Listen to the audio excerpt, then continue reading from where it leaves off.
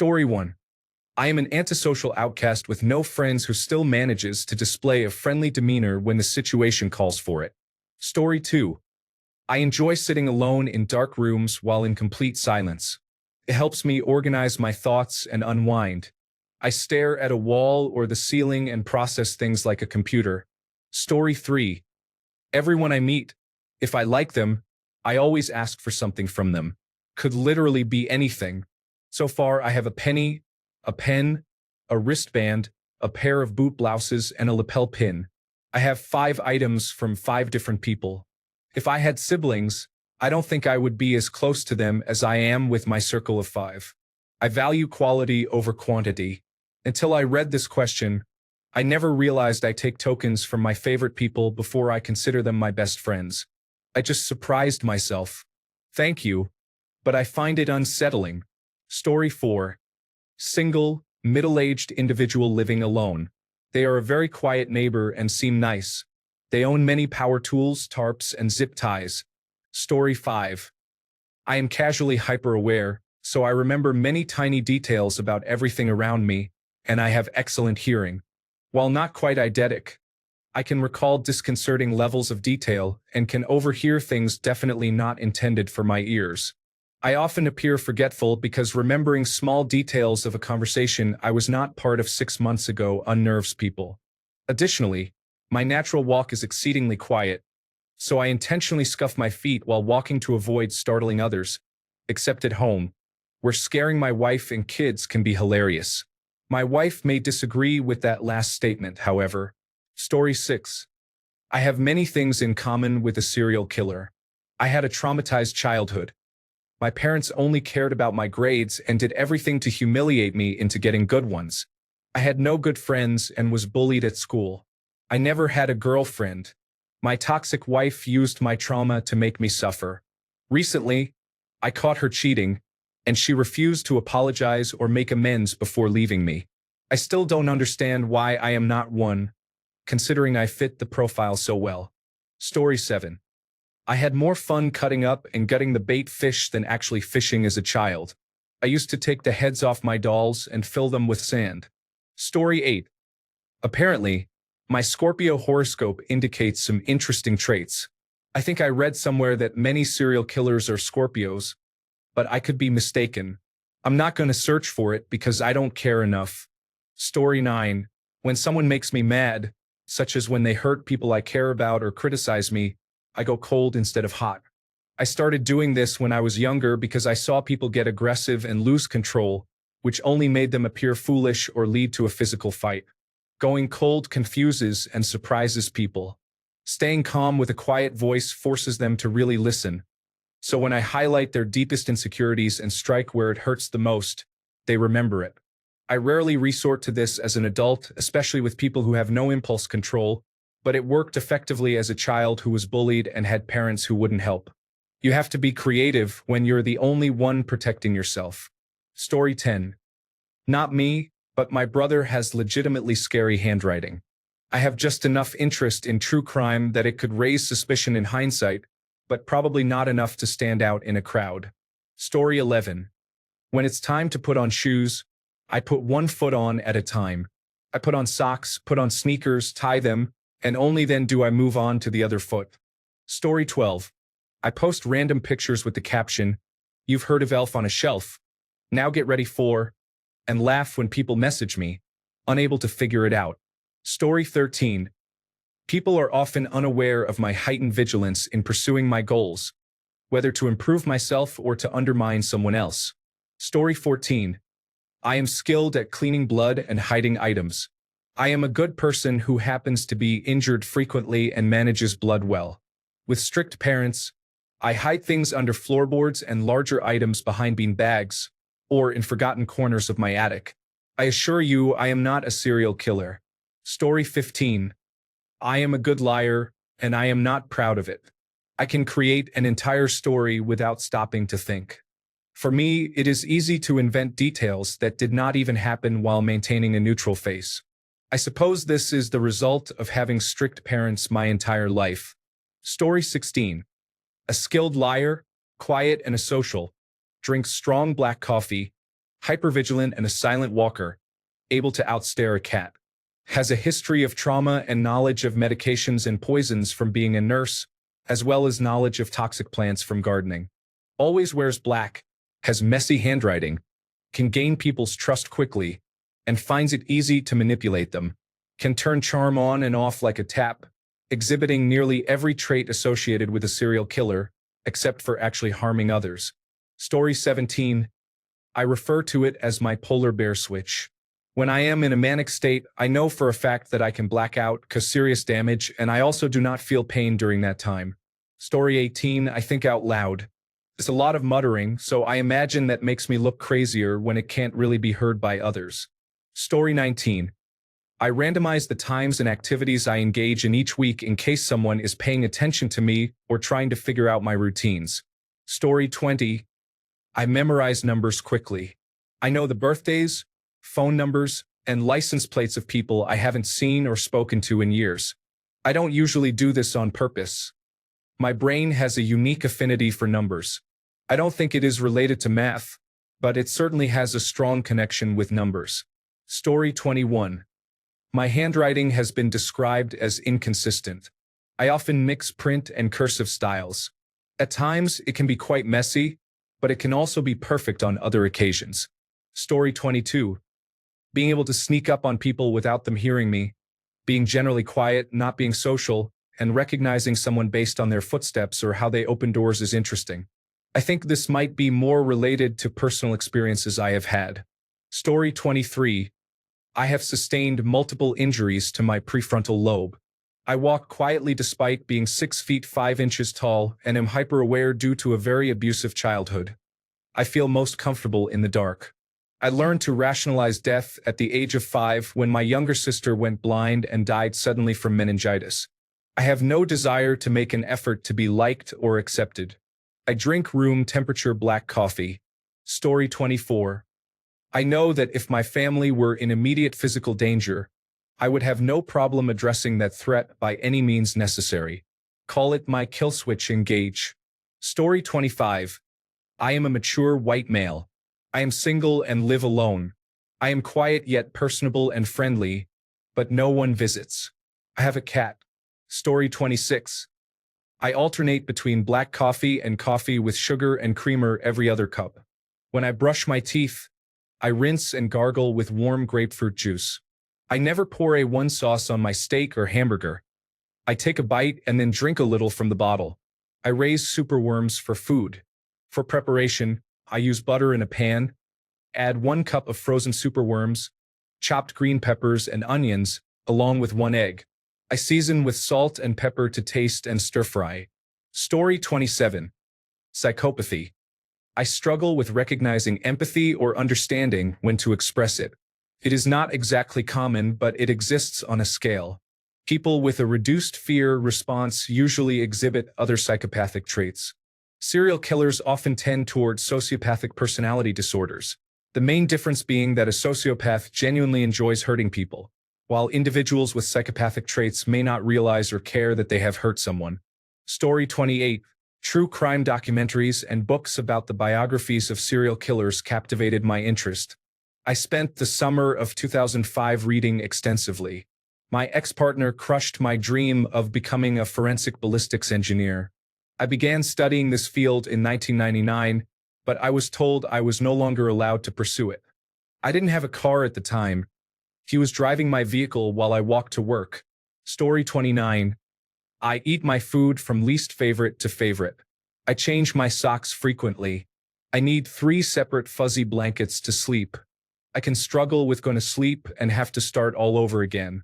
Sometimes, when I eat hot dogs, I think about what it would be like if my tongue went numb and I was chewing on it. Then I spit it out and check my tongue nervously. The biggest trait, though, is that I just wrote this comment. Story 30. Definitely the ability to stay calm in stressful situations. I can almost always remain composed when things are falling apart, such as in an emergency or when my internet connection goes down. Story 31. Apparently, I have psychopathic handwriting.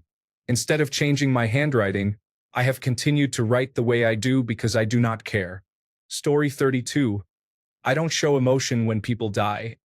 I just become very emotionally numb to the point that it disturbs others. Story 33.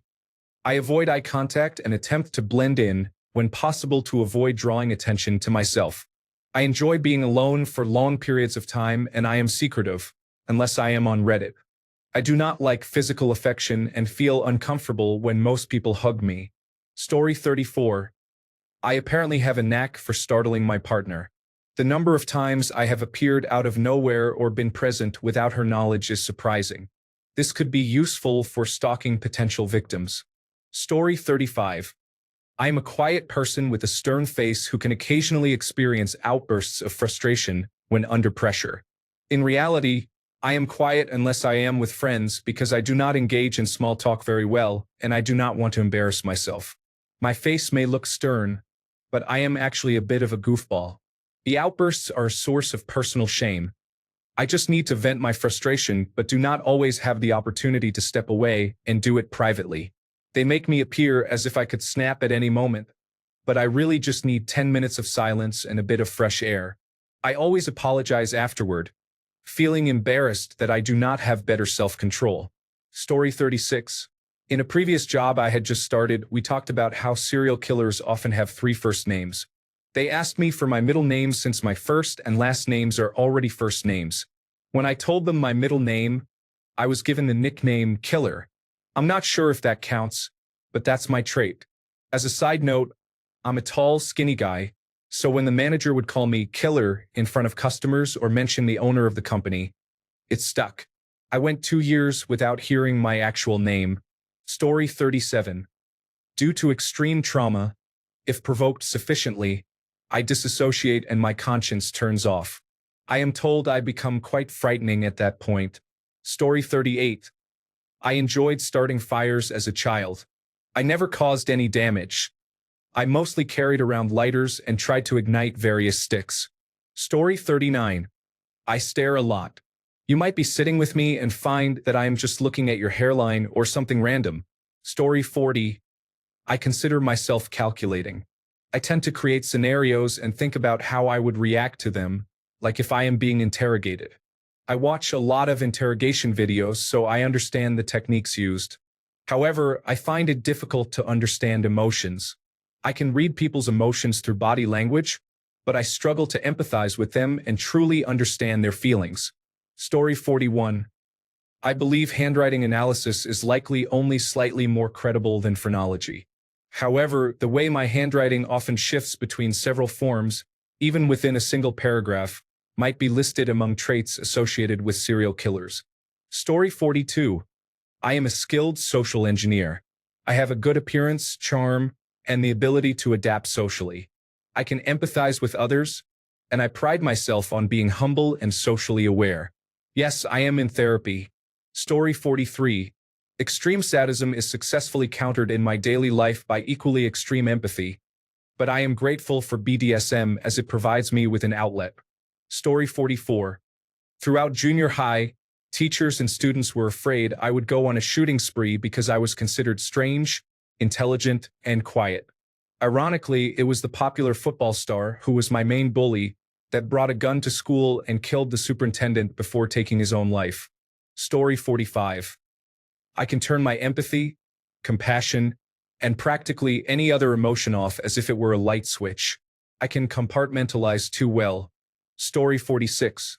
When I enter a room full of people, I sometimes try to determine who I would need to eliminate first if I intended to harm everyone.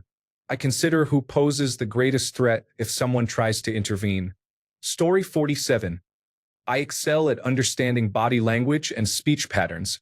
Story 48. Being a social chameleon. Usually, people don't notice. I listen, observe, and get to know others. I ask them questions and rarely talk about myself. This allows me to understand situations, people, and cultures better, and I adjust my communication, mannerisms, and appearance to blend in. It works well in the professional world. One of my employees noticed because she was the first person to work under me. She shadowed me as I handled various tasks, including different events, outreach initiatives, and individual counseling. She told me it was incredible to watch me and that she thought I showed some sociopathic tendencies. I care deeply about people but also know how to use these skills to achieve my goals. Story 49. I feel as though I could harm someone without feeling guilty. I do not have a desire or need to do this, and I understand that I am not in a position to decide who should live or die. Additionally, I am not comfortable with handling blood. I just sense that if it were to happen, I would not feel guilty or dwell on it. Story 50. I believe that wanting certain people dead is a trait of a serial killer. However, they are not satisfied with merely wishing for the person's death during a live broadcast in the most shameful, humiliating, and painful way possible. Story 51. Compartmentalization involves planning and considering physical size. A reasonable home life provides cover, while a reasonable professional life offers opportunity. There is a general disdain for humanity, combined with the ability to compartmentalize negative experiences and still function effectively. Story 52. I do sock shoe. I take cold showers. Whenever I get a breakfast sandwich at a particular fast food restaurant, I have to disassemble it to eat it, and it's the only place I do this. I sleep with my bedroom door open. Story 53. Capable of completely severing all emotional attachment to someone who has provided justification to do so. Desiring to witness the damage I inflict on someone using a weapon, preferably a sharp-bladed object. Finding satisfaction in observing someone get hurt, humiliated, embarrassed, or teased for justified reasons. Deriving sadistic amusement and enjoyment. Story 54. When I was young, I cut off the heads, hands, and feet of my Barbie dolls. I wrapped them in toilet paper and buried them in our yard. Several months later, it rained heavily, and my mom found the Barbie body parts coming up from the ground. Story 55. I struggle with empathy. I feel physical pain, but I have no regard for others' emotions. It's quite scary, and I'm in therapy. The lack of emotional empathy is my biggest red flag. Story 56. I used to cut out images of women's eyes from magazines when I was young. My parents called it crafting, but looking back, it seems unusual. Story 57. There is an idea of a self, some kind of abstraction, but there is no real self, only an entity, something illusory. Though I can hide my cold gaze and you can shake my hand and feel flesh gripping yours, and maybe you can even sense that our lifestyles are comparable, I simply am not present. Story 58. Someone once told me that being charming and likable is a trait of serial killers. I never knew how to feel about that. Story 59. According to my wife, it's my ability and preference to have multiple media sources going at the same time. The television, home sound system, and phone calls create a full, energized environment for me. However, listening to music with a television show on while talking to someone on the phone and making dinner is apparently a sign that I'm a danger to society. Story 60. Lack of empathy for people, willingness to break the law, nonviolent actions that hurt others are unwise. And I enjoy being in a certain level of danger. Story 61. According to a recent conversation I had, I realized that I don't listen to music. I have a long walk to work, and I do it without any soundtrack. Story 62. I don't have any specific traits, but I am a fan of true crime stories. I believe I might know how to throw the police off my trail. Story 63. Evenly spaced hangers in the closet, evenly spaced shoes in the foyer, items in my refrigerator look like a catalog ad, and books on my bookshelf are color-coded. Okay, I'm gonna stop typing now. Story 64. I am a large person, but when I walk, it is very quiet. I have startled many people, both intentionally and unintentionally, because they only notice me when I am right beside them. While walking at night, I try not to overtake anyone on the sidewalks. Story 65. I am in an animal science class and we dissect various specimens. I cut a heart aorta and wore it like a ring. I also cut out the iris of a sheep's eye and wore that as a ring. Additionally, I practice walking up behind people to scare them at school, and it works very well. Story 66. Honestly, I believe murder can be justified in certain situations. I feel I have that capability within me. Additionally, I lack empathy and tend to be quiet. I am quite skilled at approaching people unnoticed. Story 67. I have a voice in my head that I've learned to trust when it wants to speak. It helps a lot in writing novels, although it makes me sound insane. It's a typical moment of realization, but much more extreme. I introduce new characters frequently based on the idea. I have no idea why he's here, but I know he's pivotal to the story somehow. And the voice is always right. Story 68. I really love organizing and researching, so I am quite good at gathering information to the extent that it can become an obsession.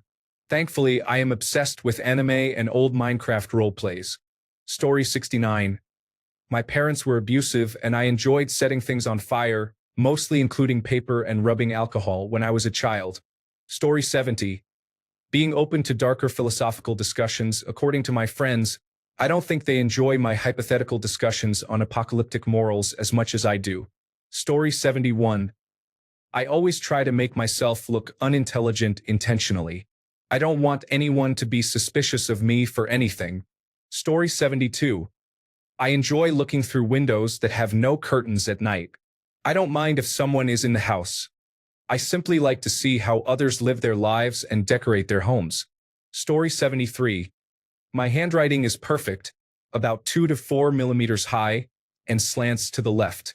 Thanks a bunch for sticking around till the end of the video. Remember to subscribe, and until next time, stay awesome and goodbye.